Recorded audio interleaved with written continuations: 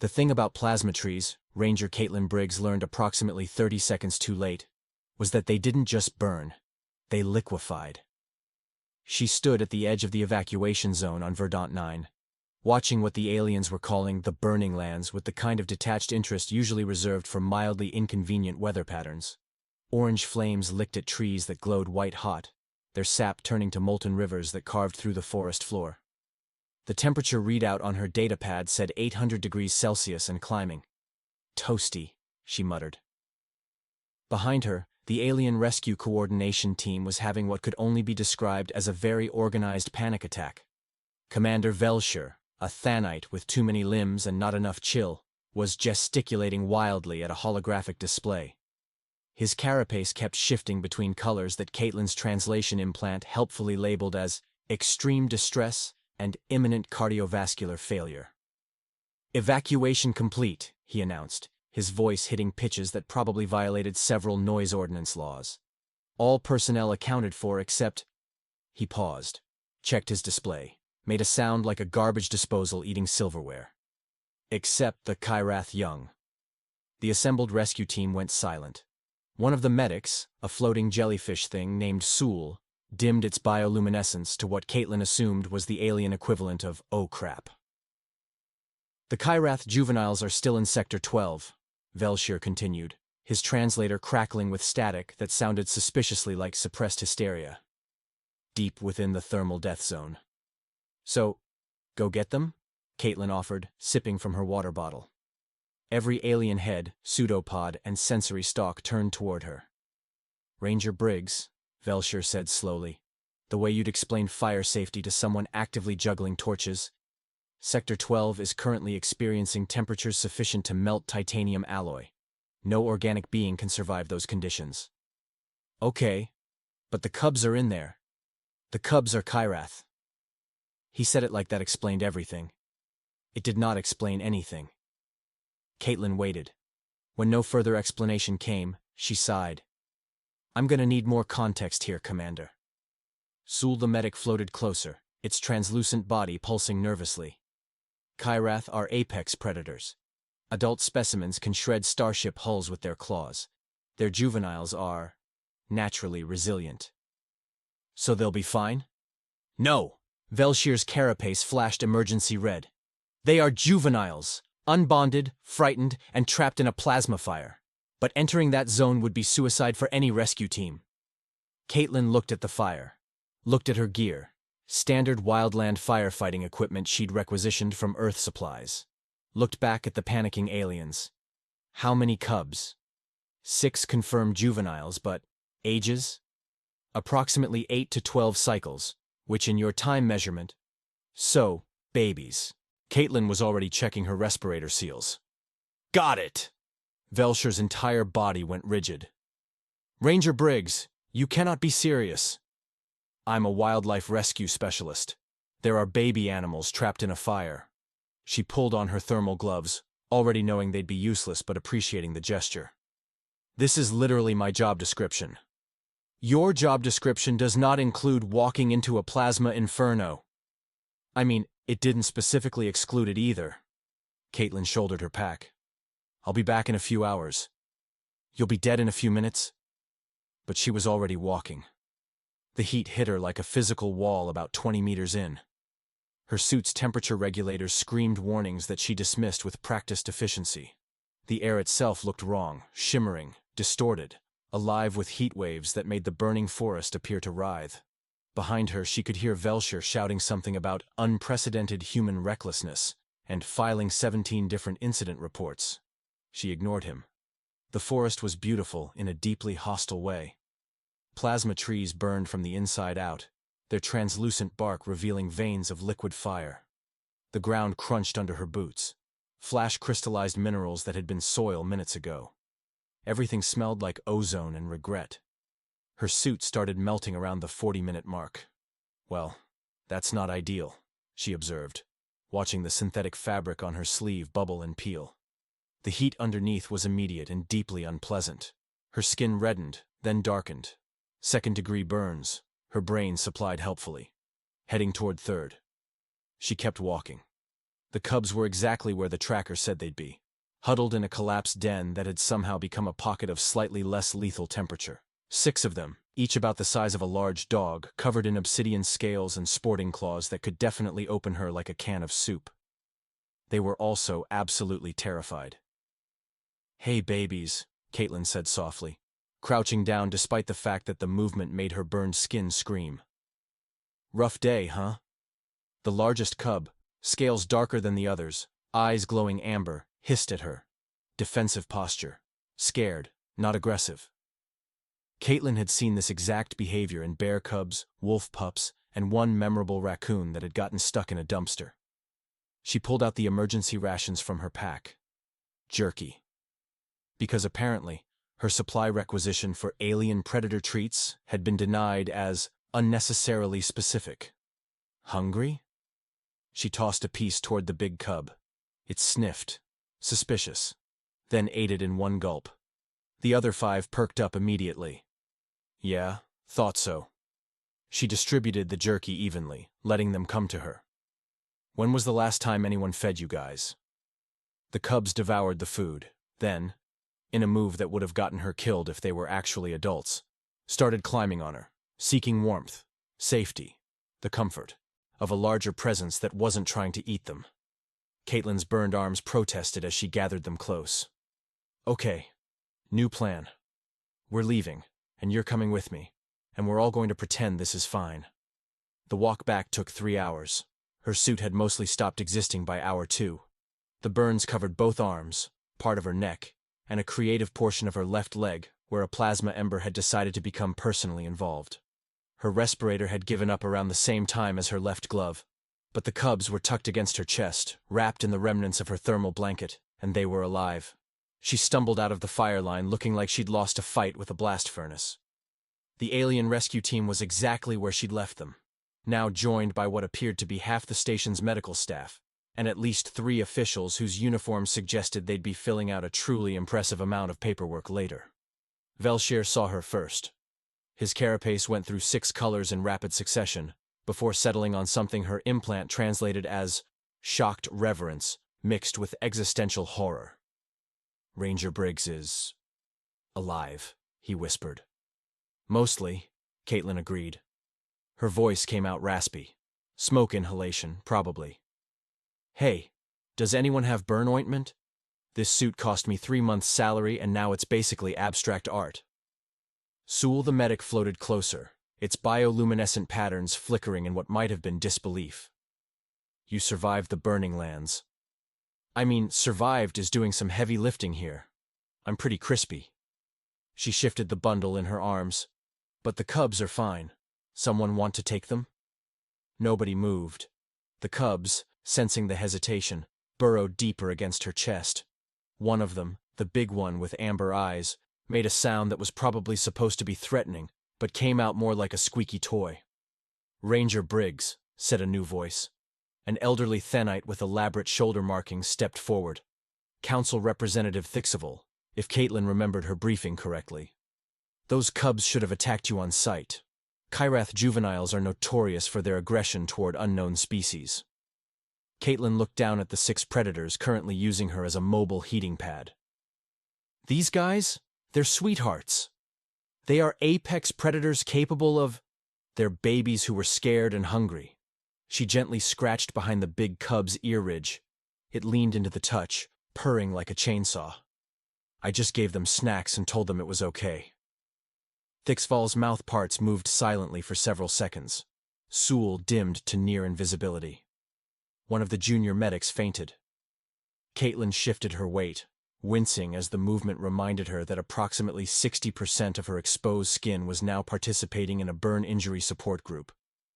"So, seriously, does anyone have medical supplies? Because I'm starting to think I should probably sit down before I fall down." Velshir made a sound like a kettle reaching critical pressure. "Medics! Immediate assistance!" 3 medical teams descended on her at once. As they guided her toward the emergency medical bay, cubs still clinging to her like barnacles, Representative Thixival stood frozen at the edge of the clearing. "She survived the burning lands," he whispered to no one in particular. "Walked through plasma fire, Sustained lethal class burns. And the cubs. They didn't attack her. They bonded.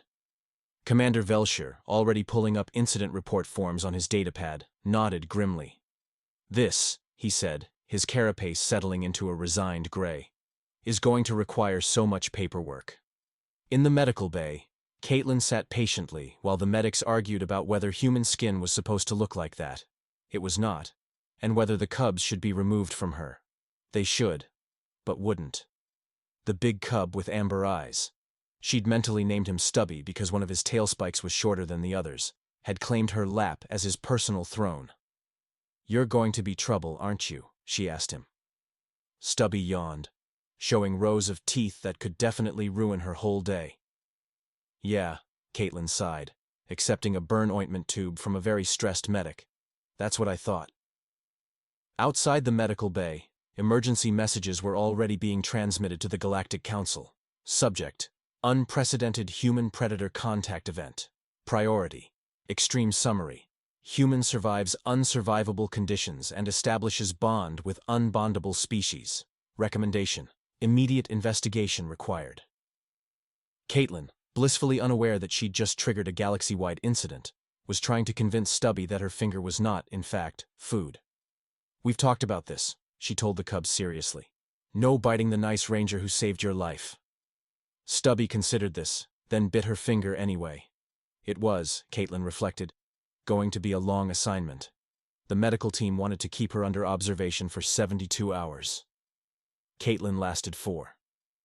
"The burns are fine," she insisted, wrapping her forearms in basic gauze and slapping an ice pack on her neck. "I've had worse sunburns." The head medic, a Thanite specialist whose name was mostly clicking sounds, made a noise that the translator rendered as medically inadvisable protest. "Ranger Briggs, you have third-degree burns covering 18% of your body surface. This requires cellular regeneration therapy, not adhesive bandages." Kaitlyn examined the cheerful cartoon dinosaur on one of her band-aids. "These are premium band-aids, practically medical grade. That is not. Plus, I've got 6 kids who need looking after." She gestured to the cubs, currently demolishing what used to be a waiting room chair. "Can't do that from a hospital bed." The medic's carapace flashed a color that probably meant something very rude. But he signed her discharge papers. Anyway, that was 3 days ago. Now, Kaitlyn had bigger problems.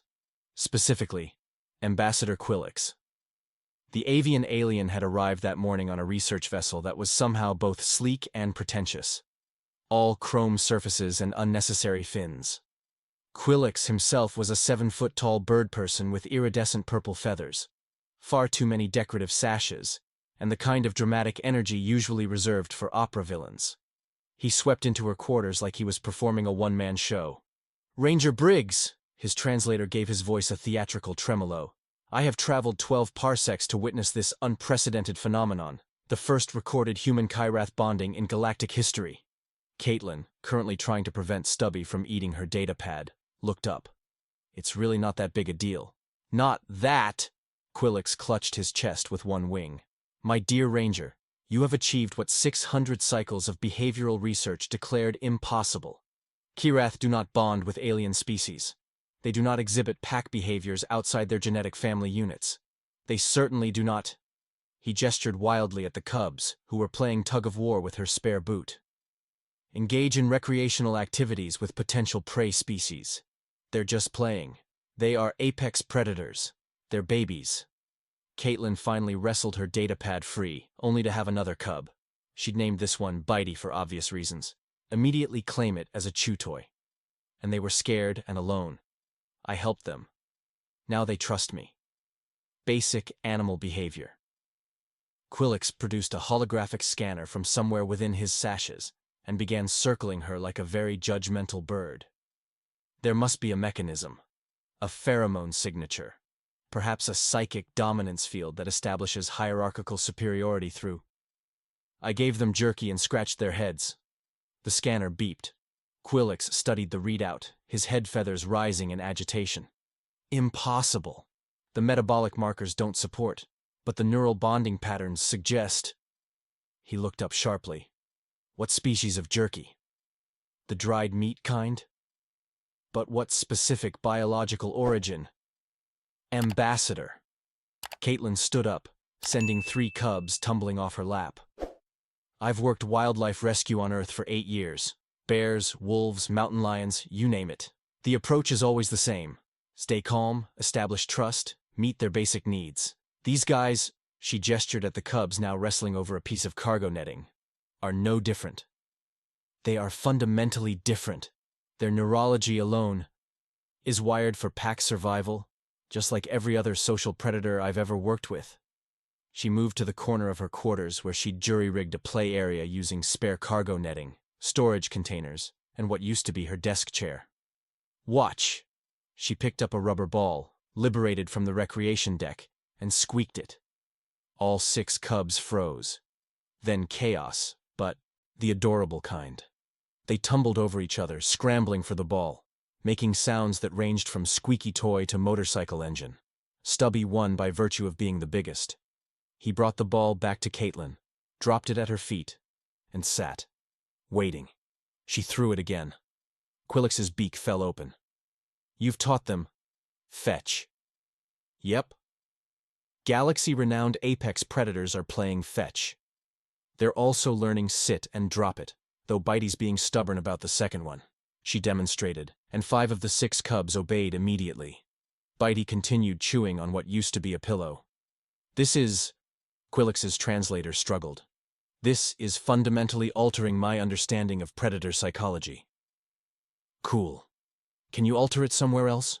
We're about to do enrichment activities and you're stressing them out. For the next 3 days, Quillix followed her everywhere, taking notes with increasing desperation. He documented the cubs sleeping in a pile on her bed. Inappropriate thermal proximity. He recorded her giving them names like Stubby, Bitey, Patches, Squeaker, Tiny, and Big Boy. You cannot assign taxonomically irrelevant designations to creatures of this magnitude, he observed with visible horror as she built them a climbing structure out of spare equipment. That is a violation of at least 9 safety protocols. The cubs, for their part, treated Kaitlyn like a combination of parent, jungle gym, and food dispenser. They followed her on her rounds through the conservation zone. They napped in her quarters. Stubby had claimed her left boot as his personal sleeping spot and refused to negotiate. The rest of the station gave them a wide berth. It's getting ridiculous, Kaitlyn complained to Velshire during their weekly check-in. People are crossing hallways to avoid us. Yesterday someone climbed into a ceiling vent rather than walk past Patches. Ranger Briggs, Velshire said patiently, his carapace the color of forced calm. You are cohabitating with 6 juvenile apex predators. The statistical probability of a fatal mauling incident is 0, because they're good boys and girls. She scratched Tiny behind the ears. The cub, who was ironically the second largest, made a sound like a garbage disposal purring. Aren't you? Yes, you are. Velshire's carapace flashed through several colors that definitely weren't positive. Then the alarm started. Warning, the station's AI announced in a tone of absolute calm that somehow made everything worse.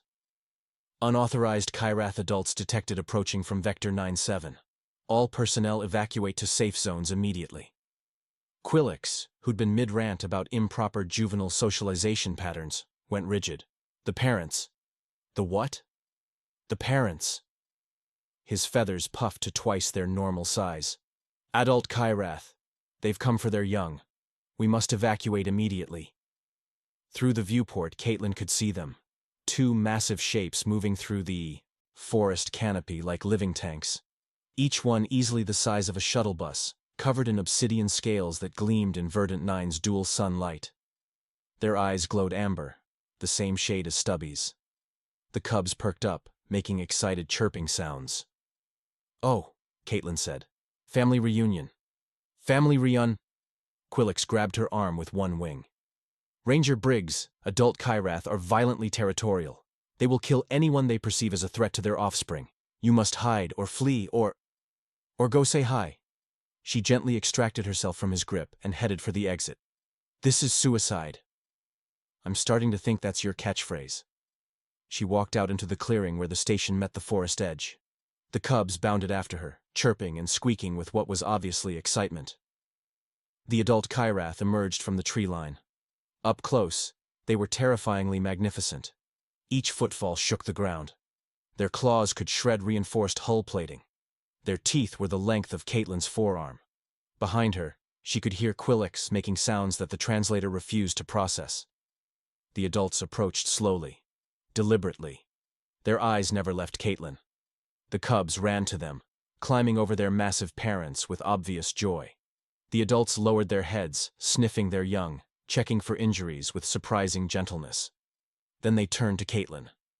She stood very still, hands visible, non-threatening posture. The same stance she'd used with mother bears, wolf packs, and one memorable encounter with a very angry moose.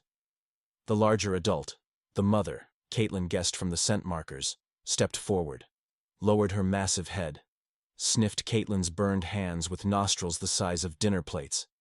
Kaitlyn didn't move. The Kyrath mother made a rumbling sound that vibrated through the ground. Then she sat down. The father sat beside her. Both of them watching Kaitlyn with those amber eyes, not aggressive, not threatening, waiting. From the station entrance, Quillix's voice was barely a whisper. This violates 700 cycles of behavioral research. Kaitlyn reached into her pocket and pulled out her emergency jerky stash. Held out 2 pieces. Do they want jerky too? The adult Kyrath leaned forward, took the offered food with surprising delicacy. And somewhere in the Galactic Council chambers, someone was about to have a very bad day. The emergency session of the Galactic Council was, by all accounts, a complete disaster. Representative Thixval stood at the central podium, his carapace cycling through colors so rapidly it was giving the other delegates headaches. And then the adult Kyrath, 2 fully mature specimens capable of destroying small starships, simply sat down and accepted food from the human's hand. The chamber erupted in what the translation system struggled to classify as either outrage or existential panic. "Impossible!" shouted Counselor Vex, a crystalline being whose entire body was currently vibrating at frequencies that shattered 3 nearby glasses. Kyrath adults are apex territorial aggressors. They attack anything that approaches their offspring. "I have the surveillance footage," Thixval said grimly, projecting the hologram. The assembled council watched in silence as Kaitlyn Briggs, covered in burns and looking vaguely annoyed, hand-fed jerky to creatures that could have swallowed her whole. Someone in the back rows fainted. "Theories," demanded High Chancellor Zefkor, a being composed mostly of dignified tentacles and suppressed alarm. "I want explanations. Now." 3 hands, pseudopods, and appendages shot up. Counselor Vex spoke first. "Pheromone-based control. Humans must emit some form of chemical compound that overrides predator aggression instincts. It's the only logical—" "Humans are the apex predators," interrupted Ambassador Quillix, who'd been granted emergency testimony privileges and was making the most of it. "Consider, they survive conditions that should kill them, they demonstrate no fear response to superior predators, and they establish dominance through sheer audacity. They are, I propose, a predator species that has successfully disguised itself as harmless." "That's ridiculous," Vex said. "Their evolutionary history clearly shows weaponized empathy." The third voice belonged to historian Milesh, an ancient being whose species had been studying warfare for millennia. "Humans have somehow turned their social bonding instincts into a form of psychological warfare. They befriend apex predators, rendering them docile and loyal. This is terrifying." The council chamber fell silent. "If humans can do this to Kyrath," Milesh continued quietly, "what's to stop them from doing it to our military forces, our security beasts, our planetary defense organisms?" Chancellor Zefkor's tentacles went very still. "File this under Priority Omega, and someone get me a direct line to the human station on Verdant 9. Back on Verdant 9, Kaitlyn was dealing with a much more immediate crisis. Bitey had discovered that chair legs were delicious. "No," she said firmly, extracting the cub from her furniture. "We've talked about this. Chairs are for sitting, not eating." Bitey looked at her with those big amber eyes. Don't give me that look. You know what you did. The cub chirped sadly. Yeah, that's what I thought. She redirected him to an approved chew toy, a piece of reinforced polymer that could theoretically survive a cub's attention span. Here, destroy this instead. Stubby, observing from his throne atop her desk, made a judgmental sound. Don't start with me, Kaitlyn told him. You ate my left boot yesterday. The emergency comm chimed. Velshir's face appeared on the screen, his carapace a color that Kaitlyn had learned meant bureaucratic nightmare incoming. Ranger Briggs, we have a situation. Is it about the chair? Because Bitey's working on impulse control. It's about the 17 species that have requested permission to land at Verdant 9 with their untrainable predators for you to fix. Kaitlyn blinked. I'm sorry, what? Word has spread.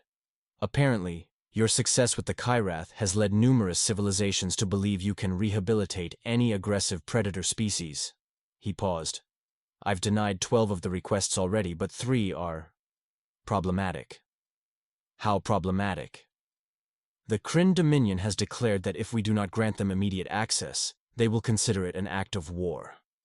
That seems like an overreaction. They're a warlord species. Overreaction is their primary communication method. 20 minutes later, Kaitlyn stood on the landing pad as a Kryn military transport descended with all the subtlety of a tactical strike. The ship was black, angular, and covered in weapon arrays that seemed excessive for a simple diplomatic visit. It landed with a ground-shaking thud, and the boarding ramp lowered with a hiss of hydraulics. Commander Vraxt of the Kryn Dominion stomped down the ramp like he was personally offended by gravity. He was massive, easily 8 feet tall, covered in scarred armor plating that looked biological, with 4 arms and a face that was mostly teeth. Behind him, his soldiers dragged 12 creatures on heavy chains. Kaitlyn took one look at the so-called war beasts and felt her professional demeanor crack. What? She said very quietly. Have you done to these animals? The war beasts were emaciated. Their scales were dull, their eyes unfocused. They moved with the jerky, stress-induced motions of creatures who'd been pushed far beyond their limits. Several had untreated wounds. Vraxt looked genuinely confused. We have trained them, made them perfect instruments of warfare. You've abused them. Abuse? His translator struggled with the concept. These are weapons. We have honed their aggression, sharpened their... You've starved them, traumatized them, and probably haven't provided any enrichment activities whatsoever. Kaitlyn was already approaching the nearest beast, ignoring the warning growls. When was the last time they ate? 3 days ago, standard combat rations. 3 days. She turned to face him, and something in her expression made the massive warlord take a step back. You want me to train them? Fine, but we're doing this my way. First step, these chains come off. Second step, they get food, water, and medical attention. Third step, you leave them alone and let me work. Absolutely not, Vraxt's armor plating flared. These creatures are dangerous. They require constant restraint and they require basic care. Kaitlyn was already unlocking the first chain. You want soldiers? You've got terrified, malnourished animals who probably hate you. That's not training. That's torture. The war beast, freed from its chains, immediately lunged at her. Quillix, watching from a safe distance, shrieked. Kaitlyn didn't flinch. She met the creature's eyes, read the fear aggression in its posture, and said calmly, Hey, you're okay. Nobody's going to hurt you here. The beast froze, confused by the lack of retaliation. She pulled out her eternal supply of jerky. Hungry? It sniffed, suspicious, then took the offered food with surprising gentleness. Vraxt's jaw dropped. How did you... Basic animal behavior. She moved to the next beast, repeating the process. They're acting aggressive because they're scared and in pain. Remove the threat, meet their needs, establish trust. Wildlife Rescue 101. But they are war beasts, bred for combat. They're animals, Kaitlyn interrupted, now freeing the third beast. Living beings with needs and feelings. Treat them like weapons. And yeah, they'll be dangerous and unpredictable. Treat them with respect, and you might be surprised. Over the next 2 days, Kaitlyn worked with the Kryn war beasts, while their handlers watched in increasing horror. She fed them proper meals, cleaned their wounds, built them resting areas with soft bedding, spoke to them in calm, reassuring tones, gave them toys. Toys. The first time one of the beasts, a massive creature that had allegedly killed 15 opponents in combat, started playing with a rubber ball, 3 Kryn soldiers requested immediate medical leave. By day 2, the transformation was remarkable. The beast's eyes were brighter, their scales had regained their sheen. They moved with confidence instead of fear-induced aggression. And when Kaitlyn approached, they didn't attack. They sat, waited. Some even rolled onto their backs for belly rubs. Commander Vraxt watched his most fearsome warrior, a battle-scarred veteran called Dreadmaw, lying on his back while the human scratched his stomach. The beast's tail wagged. He made happy rumbling sounds. "What have you done to our warriors?" Vraxt whispered. Kaitlyn looked up from where she was giving Dreadmaw the belly rubs of his life. "I gave them basic care. They're not warriors. They're traumatized animals who've been abused into compliance. But they were unstoppable, fearless. They were terrified and desperate. That's not the same as being effective." She stood, wiping her hands on her pants. "You want real loyalty? Real effectiveness? Try treating them like living beings instead of disposable weapons. Revolutionary concept, I know." Vraxt stared at his war beasts, now peacefully napping in a pile. "The Dominion will not accept this." "Then the Dominion has bigger problems than I can solve." The emergency report reached the Galactic Council 3 hours later. Subject: Critical Security Alert. Priority: Omega Class. Summary: Human Ranger. Kaitlyn Briggs has successfully pacified 12 Kryn Dominion war beasts through non-violent rehabilitation techniques. Subjects now display loyalty to human handler over original military commanders. Implications for galactic security are catastrophic. In the Council chambers, Chancellor Zefkor read the report 3 times. "She disarmed a military species," he said quietly, "with belly rubs and snacks." Historian Milesh nodded gravely. "I did warn you about the weaponized empathy. This changes everything." The Chancellor's tentacles coiled tightly. "If humans can neutralize military forces simply by being kind to them, then we need to have a very serious conversation about humanity's role in the galaxy," finished Counselor Vex. On Verdant 9, blissfully unaware of the existential crisis she'd triggered, Kaitlyn was teaching Dreadmaw to play fetch. The unstoppable war beast brought back the ball with the enthusiasm of a puppy. "Good boy," she told him, scratching behind his ears. "Who's a good boy? You are. Yes, you are."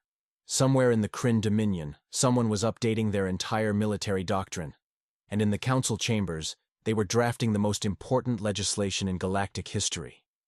All because one human couldn't walk past scared animals without helping them. The Galactic Council chamber had never been so tense. Representatives from 43 species filled the platforms, their nervous energy creating a symphony of clicking and bioluminescent flickering.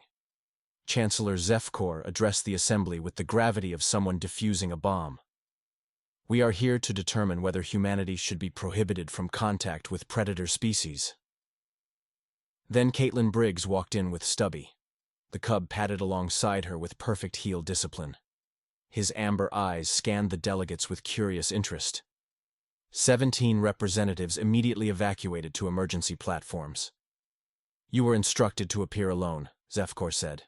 "I brought emotional support." Kaitlyn gestured to Stubby, who sat obediently. "He's my emotional support apex predator." "That is not what that means. He's literally a baby. Calm down." She scratched behind his ear ridge. The cub made happy rumbling sounds that echoed like distant thunder. "See? Harmless." Counselor Vex addressed the assembly from a platform he'd raised an additional 3 meters. "The human has demonstrated the ability to neutralize military forces through belly rubs and snacks. This represents an unprecedented security threat." "I gave traumatized animals basic care," Kaitlyn countered. That's called being decent. You weaponized kindness.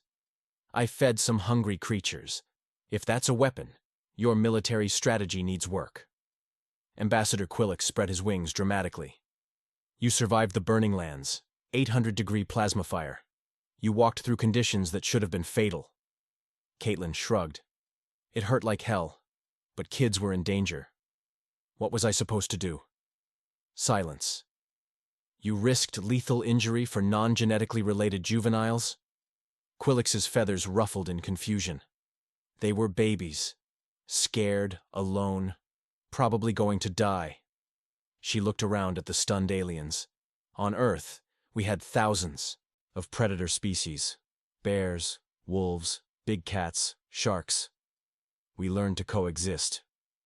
You domesticated wolves, historian Milesh said quietly. Yeah. Turned our biggest competitors into our best friends. We live with bears in our forests. We swim with sharks for fun. Kaitlyn smiled at Stubby. We relocate mountain lions from people's backyards. But why not eliminate the threats? Vex looked baffled. Because they're not threats. They're just animals doing animal things. We moved into their territory. We figured out how to share. You share territory with apex predators, Zefkor repeated slowly. Have been for our entire evolutionary history. She gestured around the chamber. You all act like predators are monsters. They're not. They're scared or hungry or protecting their families. You just have to understand their perspective. The council deliberated for 6 hours. Kaitlyn spent them teaching Stubby to high-five. When they called her back, Zefkor looked like someone had rearranged his worldview. The council is establishing the Interspecies Rehabilitation and Conservation Initiative, a galaxy-wide program for apex predators deemed unsuitable for traditional conservation. Kaitlyn nodded. Good idea.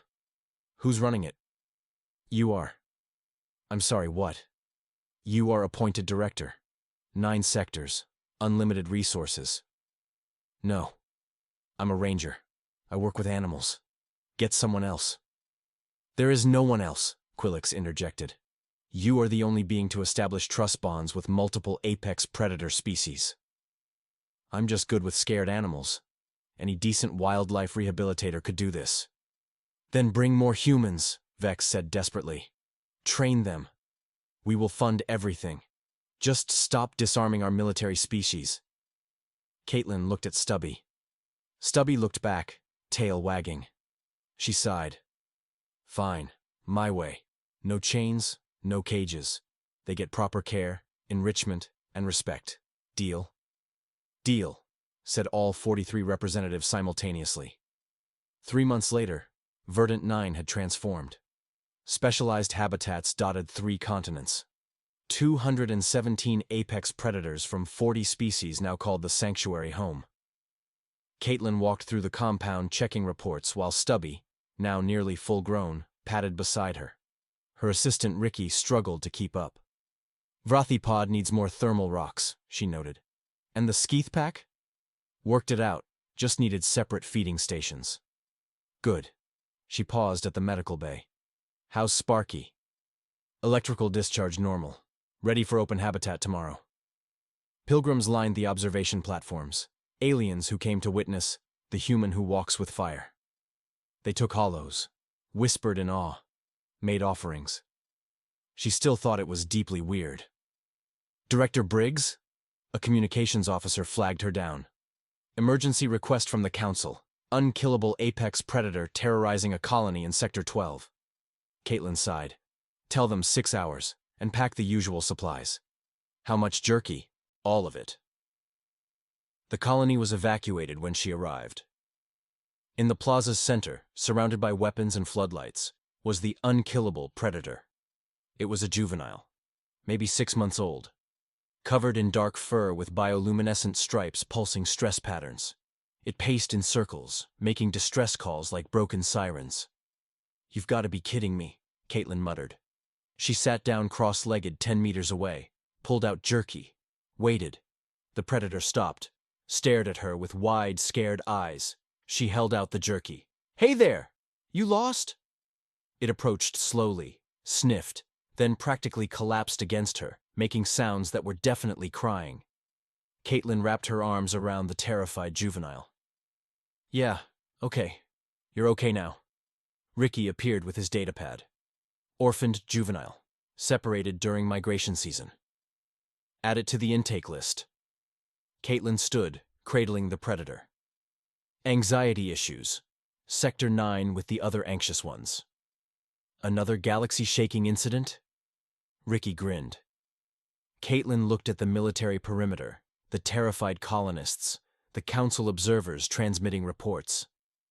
Then she looked at the scared animal in her arms, currently hiding his face in her jacket. Another day. Another galaxy-shaking incident that's really just a scared animal needing a snack. The predator chirped softly. Somewhere in the council chambers, they were drafting new legislation. And on Verdant 9, 218 apex predators were settling down for dinner, safe and loved, and completely unaware they'd revolutionized galactic society. Kaitlyn scratched the new arrival behind his ears. Come on, kid. Let's get you home. The galaxy would never be the same. But honestly, that was kind of the point.